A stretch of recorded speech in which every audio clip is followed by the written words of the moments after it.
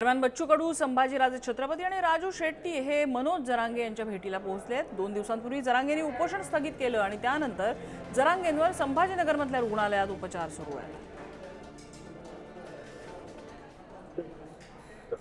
आणि जरांगेंची भेट घेतल्यानंतर ते पत्रकारांना संबोधित करतायत। महापरिवर्तन आघाडी अशी त्यांनी वेगळी राजकीय आघाडी सुरू केलेली आहे आणि मनोज जरांगेंनी त्याला साथ द्यावी अशी वारंवार विनंती या तीनही नेत्यांकडून केली जाते। मला पूर्ण कल्पना होती, डॉक्टरांशी माझा संपर्क होता आणि त्यांना भेटायला यायचं होतं हे निश्चित होतं। पण एकदमच मला आता रिपोर्ट आला की इतकी खालवली तब्येत की त्यांना सिटी स्कॅनला शिफ्ट केलं होतं। त्याची रिपोर्ट्स सगळे आजही माझ्या मिनिटाला आलेले आहेत। डॉक्टर्स इथं आहेत समोर, त्यांची पूर्ण टीम इथं, मी सगळ्यांची आमची चर्चा झालेली आहे।